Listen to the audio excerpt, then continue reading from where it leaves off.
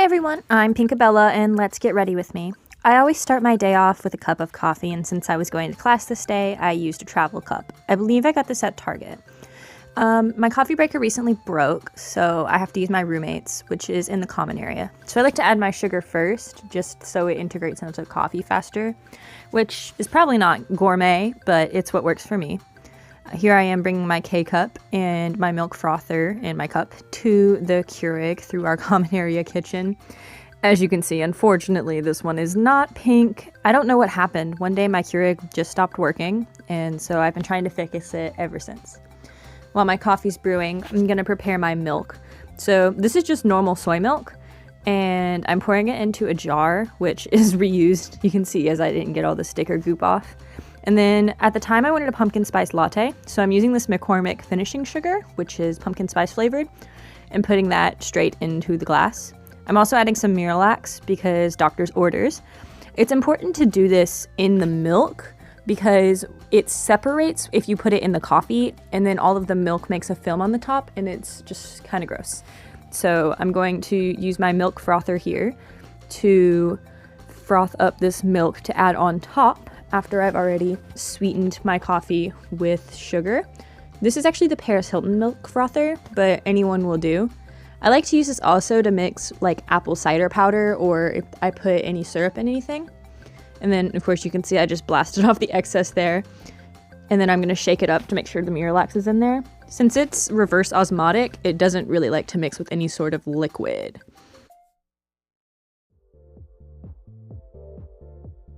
Now that that's done, I'm gonna add this into the warm coffee.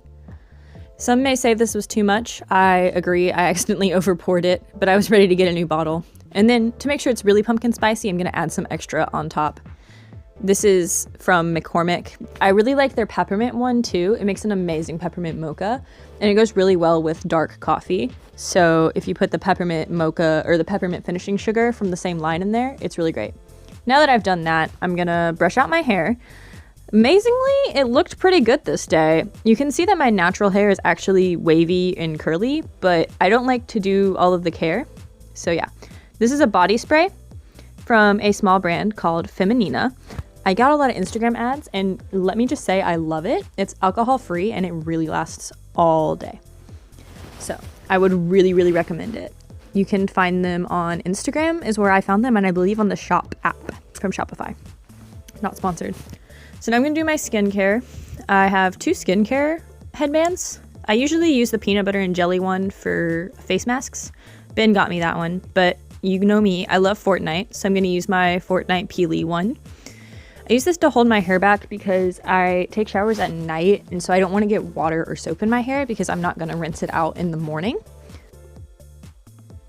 I use a lot of K-Beauty. This is my cleanser. I got it at TJ Maxx from a brand called Esfolio. They make some really good stuff, so you should try it. This one specifically is foaming, so you can see it kind of turns white there. These are also my toner, my serum, my moisturizer. I also use a gua sha and this stick I got at Five Below. I don't know if they still make it, but it really helps with dark circles. When you add water to my cleanser, it foams up really nicely. I think that's a thing with K-Beauty, but I really like it because it makes me feel like I'm getting clean, and it's a really good visual indicator of where I've missed.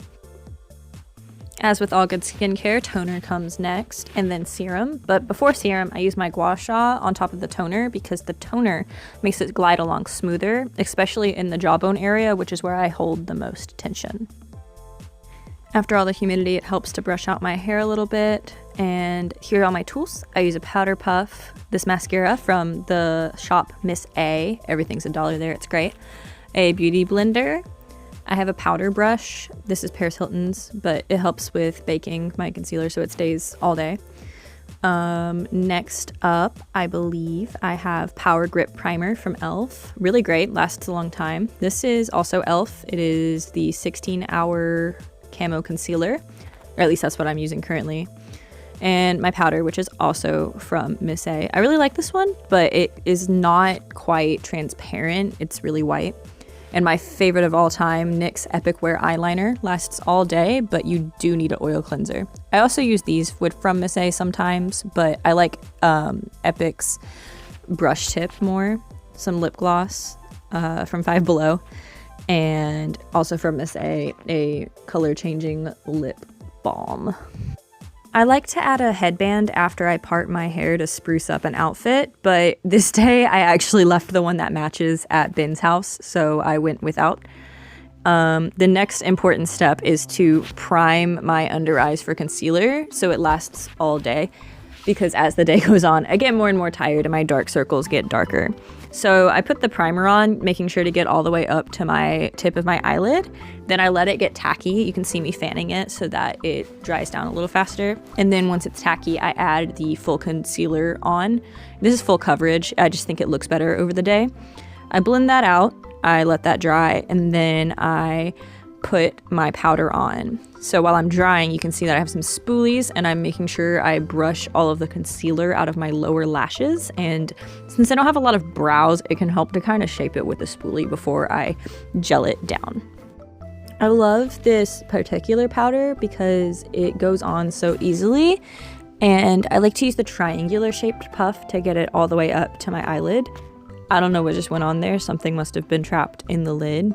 But yeah, after I pack it all on there, I brush it off to make sure I don't look like an upside down raccoon all day.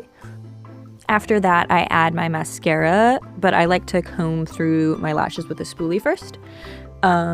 I had like a little bit on the end here, so I had to get it off before I put it on my eyelids. This is from Miss A, which is great because everything's $1, but this specific one is my favorite. I just feel like the applicator is better than the rest that I have tried.